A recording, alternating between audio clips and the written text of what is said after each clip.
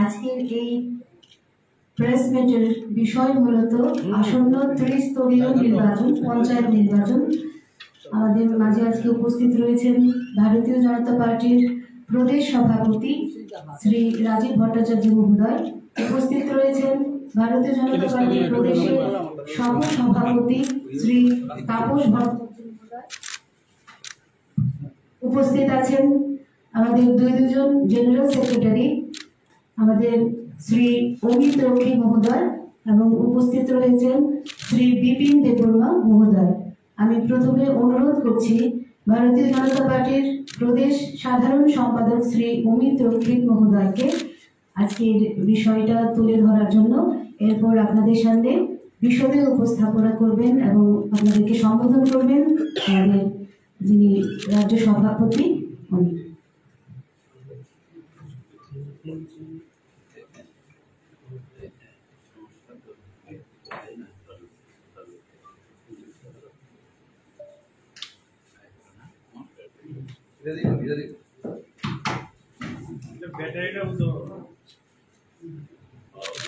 সাংবাদিক বন্ধুদের স্বাগত।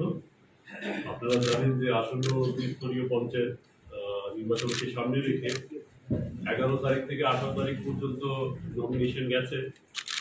আর আমরা দলীয় তরফ থেকে আপনারা জানেন যে আমরা 12 সদস্য বিশিষ্ট একটা নির্বাচন ম্যানেজমেন্ট কমিটি আমরা বানিয়েছিলাম আমাদের দলের শীর্ষস্থানীয় নেতৃত্বদের নিয়ে, এবং আমরা একটা রোবাস্ট ডেমোক্রেটিক এক্সারসাইজ করেছি, যার মাধ্যমে গ্রাম পঞ্চায়েতের 6370 সিটে, সমিতির 235 এবং জেলা পরিষদের 116টা সিটে আমরা প্রার্থী চয়ন করেছি। এবং এটা আমার মনে হয় যত রাজনৈতিক দল আছে তারাই এত বড় একটা এক্সারসাইজ করার মতো সক্ষমতা আজকের দিনে নেই। আর আমরা ত্রিস্তরীয় পঞ্চায়েতে 22 তারিখের পরে যে আমরা চিত্র পেয়েছি, তাতে আমরা প্রায় 71% সিট আমরা 3 পর্যায়ে ত্রিস্তরীয় গ্রাম পঞ্চায়েতে, সমিতিতে এবং জেলা পরিষদে প্রায় 71% আমরা আনকনটেস্টেড ভাবে জিতেছি। এবং আমি ধন্যবাদ জানাবো আমাদের মাননীয় রাজ্য সভাপতি এবং রাজ্যের মাননীয় মুখ্যমন্ত্রী, যাদের সুদক্ষ নেতৃত্বে আমরা আজকে এই নির্বাচনের হওয়ার আগেই এত ব্যাপক একটা আমরা জয় পেয়েছি। এবং আমি অনুরোধ করব আমাদের রাজ্য সভাপতিকে আমাদের এই পঞ্চায়েত নির্বাচন নিয়ে যারা সাংবাদিক বন্ধুরা উপস্থিত হয়েছে তাদের অ্যাড্রেস করার জন্য।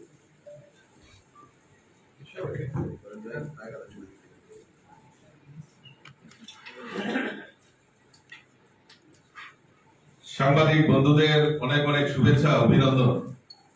আপনারা আমাদের ডাকে সাড়া দিয়ে আজকের এই প্রেস কনফারেন্সে আপনারা এসেছেন। আমার সঙ্গে আমার রাজ্য নেতৃত্বরা এখানে উপস্থিত আছেন। আমি আপনাদেরকে আবারও অসংখ্য ধন্যবাদ জানাচ্ছি। ইতিমধ্যে জানেন যে আমাদের এই ত্রিপুরা রাজ্যে ত্রিস্তরীয় পঞ্চায়েত নির্বাচন সংগঠিত হচ্ছে। আগামী 8ই আগস্ট নির্বাচন হবে এবং 12ই আগস্ট তার ফলাফল ঘোষণা হবে। গত 18 তারিখে মনোনয়ন পত্র দাখিলের শেষ লগ্ন ছিল এবং 22 তারিখে তার ফাইনাল পাবলিকেশন অর্থাৎ নমিনেশন উইথড্রলের লাস্ট দিন ছিল। এবং সেই পরিসংখ্যান অনুযায়ী আমাদের এই রাজ্যে প্রায় 6370টা গ্রাম পঞ্চায়েতের আসন রয়েছে। টোটাল গ্রাম পঞ্চায়েত রয়েছে 605 আর আসন সংখ্যা রয়েছে 6370। তার মধ্যে বিনা প্রতিদ্বন্দ্বিতায় আমাদের গ্রাম পঞ্চায়েতে প্রায় 4704 জন বিনা প্রতিদ্বন্দ্বিতায় জয়ী হয়েছে এবং কন্টেস্ট হবে, যেখানে নির্বাচন হবে গ্রাম পঞ্চায়েতে 1666। পঞ্চায়েত সমিতি আপনারা জানেন 35টা পঞ্চায়েত সমিতি রয়েছে। তার মধ্যে আমাদের আসন সংখ্যা, এই পঞ্চায়েত সমিতির আসন সংখ্যা 423 এবং আনকন্টেস্ট বিনা প্রতিদ্বন্দ্বিতায় জয়ী হয়েছে 244 জন এবং ভোট হবে 179টা আসনে এই পঞ্চায়েত সমিতিতে নির্বাচন সংগঠিত হবে। জেলা অনুরূপভাবে জেলা পরিষদ আপনারা জানেন 8টি জেলা, 8টি জেলার মধ্যে আসন সংখ্যা রয়েছে 116। তার মধ্যে আমাদের 20 জন বিনা প্রতিদ্বন্দ্বিতায় জেলা পরিষদে বিজয়ী হয়েছেন, আর ভোট হবে 96 জনের মধ্যে সেখানে ভোট হবে। তো টোটাল আমরা যদি জানি যে আমাদের 605টা জিপির মধ্যে আমরা প্রায় 409টা জিপিতে বিনা প্রতিদ্বন্দ্বিতায় আমাদের প্রার্থীরা জয়ী হয়েছে, এবং আমাদের 35টা পঞ্চায়েত সমিতির মধ্যে 20টা পঞ্চায়েত সমিতিতে আমাদের ভারতীয় জনতা পার্টির প্রার্থীরা বিজয়ী হয়েছে। তার জন্য আমি আমাদের কার্যকর্তাদের এবং যারা বিজয়ী হয়েছে এবং আমাদের যারা গণদেবতা ভোটার তাদের প্রত্যেককে, ত্রিপুরাবাসীকে এই জয়ের জন্য আমি অসংখ্য অসংখ্য ধন্যবাদ এবং শুভেচ্ছা জানাচ্ছি। এবং আজকে প্রশ্ন থাকতে পারে যে আপনাদের মধ্য থেকেও প্রশ্ন থাকতে পারে যে বিনা প্রতিদ্বন্দ্বিতায় এত পার্সেন্টেজ বিজয়, এত পঞ্চায়েতে বিজয়, তার প্রেক্ষাপট কি? আপনারা জানেন যে সদ্য আমাদের লোকসভা নির্বাচন হয়েছে। এই নির্বাচনে ভারতীয় জনতা পার্টির যে রেজাল্ট হয়েছে সেটাও আপনারা জানেন, তবু আমি আবার সেটা পুনরায় আপনাদের সামনে রাখছি। ইস্ট সিটে আমাদের প্রার্থী কৃতি দেবী দেববর্মন, ভারতীয় জনতা পার্টির প্রার্থী, প্রায় 68.47% ভোট সেখানে পেয়েছে। সেখানে সিপিএম এর প্রার্থী 25.59% ভোট মাত্র পেয়েছে। আর ওয়েস্ট সিটে, যেখানে আমাদের প্রাক্তন মুখ্যমন্ত্রী বিপ্লব কুমার দেব প্রার্থী হয়েছিলেন, সেখানে বিজেপি পেয়েছে 72.67% এবং সেগুলোর নিকটতম প্রতিদ্বন্দ্বী কংগ্রেস ভোট পেয়েছে মাত্র 22.24%। অর্থাৎ এই যে রেজাল্ট, এই রেজাল্ট প্রমাণিত করে যে ভারতীয় জনতা পার্টির সঙ্গে মানুষ রয়েছে। কেন মানুষ রয়েছে? কারণ ভারতীয় জনতা পার্টি এই ডাবল ইঞ্জিনের সরকার, কেন্দ্রে নরেন্দ্র মোদীজি সরকার, আর রাজ্যে ভারতীয় জনতা পার্টি মাননীয় প্রফেসর ডক্টর মানিক সাহার মুখ্যমন্ত্রীর নেতৃত্বে যে বিকশিত কাজের জন্য যে সংকল্প নিয়ে কাজ করছে সমাজের প্রত্যেকটা অংশের মানুষের জন্য, তার নিরিখে দাঁড়িয়ে মানুষ ভারতীয় জনতা পার্টির সঙ্গে রয়েছে। আজকে ডেভেলপমেন্ট ইস্যুতে আজকে আমরা জানি যে ত্রিপুরা রাজ্য ছোট্ট রাজ্য, সেখানে আরবান এবং রুরালে মিলিয়ে প্রায় 4 লক্ষের উপর গরিব পরিবারে পাকা বাড়ি নির্মাণের ব্যবস্থা যদি করে থাকে একমাত্র ভারতীয় জনতা পার্টি করেছে। প্রত্যেকের বাড়িতে শৌচালয়, পাকা শৌচালয়ের ব্যবস্থা যদি করে থাকে ভারতীয় জনতা পার্টির সরকার করেছে। প্রত্যেক গ্রামে জল জীবন মিশনের মাধ্যমে জল পৌঁছে দেওয়ার কাজ যদি করে থাকে ভারতীয় জনতা পার্টি করেছে। প্রত্যেক জায়গায় মানে আমাদের যে সামাজিক ভাতা, যেটা 700 টাকা ছিল সেটাকে 2000 টাকা করার কাজ যদি করে থাকে ভারতীয় জনতা পার্টি সরকার করেছে। আপনারা জানেন যে নরেন্দ্র মোদীজি সরকার গরিবদের 5 লক্ষ টাকা পর্যন্ত চিকিৎসার দায়ভার আমাদের দেশের প্রধানমন্ত্রী নরেন্দ্র মোদীজি কাঁধে তুলে নিয়েছিল। কিন্তু অত্যন্ত পরিতাপের বিষয় যে ত্রিপুরা রাজ্যে 2011 সালে যখন সেন্সাস হয়েছিল, সিপিএম এর কমিউনিস্টের সরকার ছিল, আর তখন স্বজন পোষণ নীতির কারণে তাদের এলসিএম, ডিসিএম, সিসিএম তাদেরকে বিপিএল এর আওতায় অন্তর্ভুক্ত করা হয়েছে, অথচ প্রকৃত যারা গরিব তাদেরকে বঞ্চিত করা হয়েছে। তাই তাদেরকে একটা বৃহৎ অংশ সেই আয়ুষ্মান কার্ড থেকে বঞ্চিত হয়। রাজ্যের মাননীয় মুখ্যমন্ত্রী প্রফেসর ডক্টর মানিক সাহাজি চিন্তা করলেন যে না, তাদেরকে বাদ দেওয়া যাবে না। তাই উনি মুখ্যমন্ত্রী জন আরোগ্য যোজনার মাধ্যমে তাদেরকে সেই 5 লক্ষ টাকা পর্যন্ত চিকিৎসার দায়ভার রাজ্যের মুখ্যমন্ত্রী উনি কাঁধে তুলে নিয়েছেন। অর্থাৎ এই যে ডাবল ইঞ্জিনের সরকার, যেইভাবে গ্রামীণ এলাকায় এবং পঞ্চায়েত এলাকায় রাস্তাঘাট থেকে শুরু করে পানীয় জল, যোগাযোগ ব্যবস্থার যেভাবে উন্নয়ন হয়েছে, তাতে মানুষের মধ্যে একটা আস্থা জুগিয়েছে যে না, আমরা ভারতীয় জনতা পার্টির সঙ্গে রয়েছে। পিডিএস সিস্টেম, আজকে রেশন শপে বিনা পয়সায় চাল দেওয়া থেকে শুরু করে আজকে রেশন শপের মাধ্যমে চিনি, মুসুরি ডাল, সয়াবিন তেল, চা পাতা এগুলি প্রদান। মানে ন্যায্য মূল্যে ক্রয় করার ব্যবস্থা আমাদের গরিব মানুষদেরকে করে দিয়েছে আমাদের রাজ্য সরকার। তার উপর আস্থা রেখে মানুষ একটাই চিন্তা করে যে না, এই তার জন্যই মানুষ ভারতীয় জনতা পার্টির পূর্ণ আস্থা রয়েছে, তাই ভারতীয় জনতা পার্টিকে গত লোকসভা নির্বাচনে ভোট দিয়েছে। এই পঞ্চায়েত নির্বাচনেও বিরোধী দল যে অভিযোগ করছে যে বিনা প্রতিদ্বন্দ্বিতা জয় হয়েছে, তা তো তার ব্যর্থ না, কারণ অনেক জায়গায় তো কন্টেস্টেড হচ্ছে। আজকে Kailashahar, Kadamtala, Gournagar block, Kumarghat block, Rishyamukh block, BC Nagar block, বিভিন্ন জায়গায় আজকে নির্বাচন হচ্ছে। তো তারা যদি প্রার্থী দিতে পারে, বিভিন্ন জায়গায় তারা প্রার্থী দিতে পারে না, তাদের সাংগঠনিক দুর্বলতাটাকে প্রকাশ করার চেয়ে তারা শাসক দলের উপর মিথ্যা আরোপ দিয়ে তারা এই নির্বাচনের বৈতরণী পার হওয়ার চেষ্টা করছে। সেটা মানুষ তাদেরকে মেনে নেয়নি।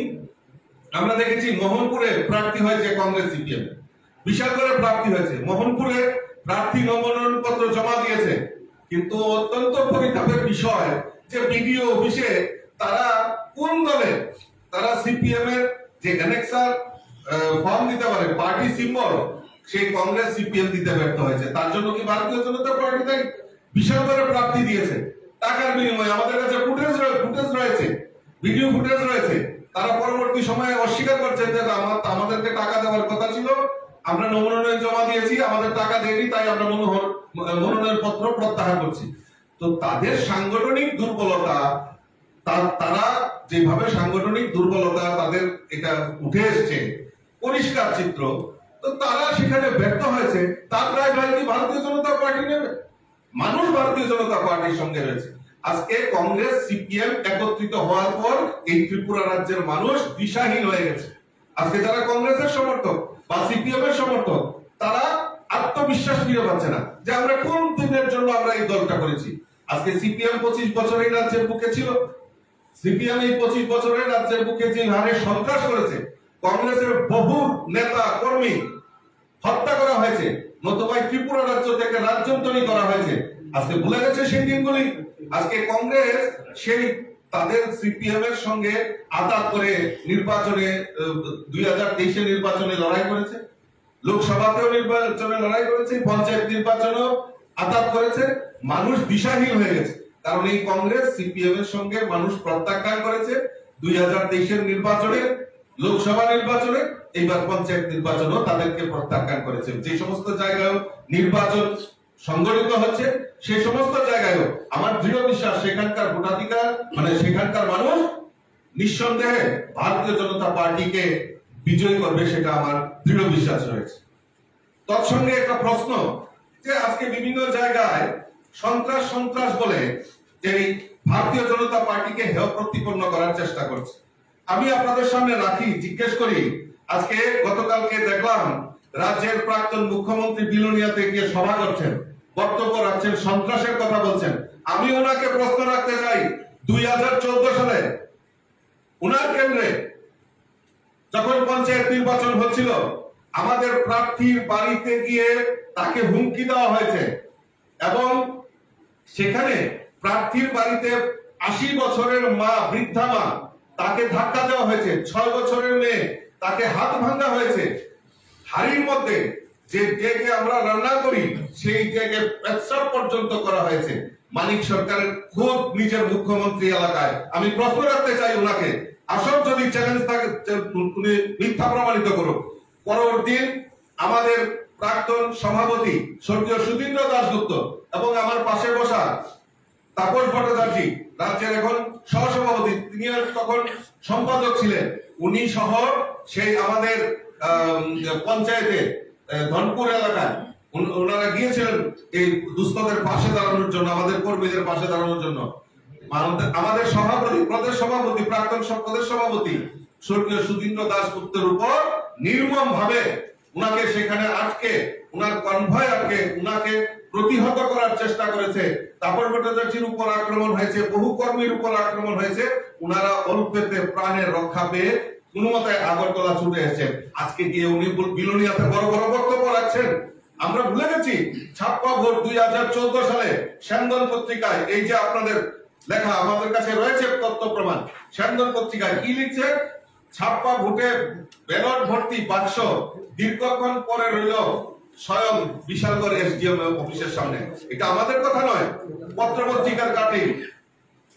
ধর্মনগরের উত্তর জেলার 4টি গণনা কেন্দ্রে প্রধানের গোপন ডেরা থেকে ভোটের দাদন কুদাল উদ্ধার, দাদন দেওয়ার প্রচেষ্টা। আমরা ভুলে গেছি পঞ্চায়েত ভোটে গিয়ে যারা বিজেপির প্রার্থী হয়েছেন মেলা ঘরে, এই তখনকার সময় সিপিএম এর 2014 সালে আমাদের প্রার্থীদের গিয়ে প্রাণ নাশের হুমকি, জব কার্ড ছিনিয়ে নেওয়ার কথা বলেছে। আমরা ভুলে গেছি 2014 এর কথা। বিজেপি প্রার্থী মহিলা প্রার্থীকে ধর্ষণের হুমকি চন্দ্রনগর পঞ্চায়েতে, রাজনৈতিক অস্থিরতা। আমরা ভুলে গেছি বিরোধী শূন্য ময়দানে গণতন্ত্রের জবাব জিরানিয়াতে ন্যাক্কারজনক ঘটনার মাধ্যমে নির্বাচন, সেখানে জিরানিয়াতে সন্ত্রাস। এই সিপিএম এর গড়, আমাদের কথা নয়। দেখুন আপনারা পত্র পত্রিকার মাধ্যমে সিপিএম এর সন্ত্রাস সেই সময় 2014 সালে তুলে ধরা হয়েছে। আপনারা জানেন যে পানিসাগরে আমাদের শ্রীমতী পুষ্পা কপালি তাকে পানিসাগরের প্রার্থী করা হয়েছিল দক্ষিণ পানিসাগর এলাকায়। ওর অন্তঃসত্ত্বা ছিল, পেটের মধ্যে লাথি মেরে তার অন্তঃসত্ত্বাকে সেখানে সেদিন নষ্ট করা হয়েছিল। এটা আমাদের কথা নয়, এটা আমাদের পত্রপত্রে এভিডেন্স রয়েছে। আর যেটা আমি বললাম যে মুখ্যমন্ত্রীর নির্বাচনী এলাকায় আমাদের প্রাক্তন সভাপতি আমাদের স্বর্গীয় সুধীন্দ্র দাস গুপ্তের উপর হামলা, প্রত্যেক জায়গায় ক্যাডারদেরকে উস্কে দিয়েছিল বিজন ধরের উক্তি, রাজ্যের নির্বাচনী সন্ত্রাস, দৈনিক সংবাদের কাটিং, বিভিন্ন জায়গায় আমাদের কাছে প্রমাণ রয়েছে, আরো প্রমাণ রয়েছে। আপনারা লিখেছিলেন সেদিন 2014 সালে পঞ্চায়েত ভোটের ভোটার ছিল 11,08,188 জন। আপনারা জেনে খুশি হবেন যে আজকে কিভাবে প্রশাসনকে কাজে লাগিয়েছিল। সেই পঞ্চায়েত 2050 ভোটে 50 লক্ষ ব্যালট ছাপানো হয়েছিল। কার সাথে, কার ইঙ্গিতে? সেটা ব্যাপক হারে রেগিং করার জন্য সেটা করা হয়েছিল।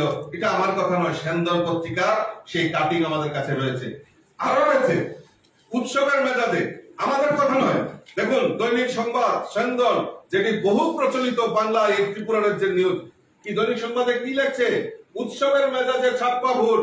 আর কি লিখেছে সেন্দল পত্রিকায়? ব্যাপক সন্ত্রাসে রাজ্যের গ্রামীণ ভোট সম্পন্ন হয়েছে। এটা আমার কথা নয়, এটা এই এভিডেন্স কথা বলছে, প্রমাণ কথা বলছে। আর তারাও এখন দাঁড়িয়ে বড় বড় কথা বলছেন যে ত্রিপুরা রাজ্যে সন্ত্রাস হচ্ছে। লজ্জা থাকা উচিত তাদের। যেভাবে সন্ত্রাস এবং সন্ত্রাসের মাধ্যমে 2014 সালে তারা ভোট পর্ব পঞ্চায়েত ভোট সম্পন্ন করেছে, আজকে তাদের লজ্জা হওয়া উচিত।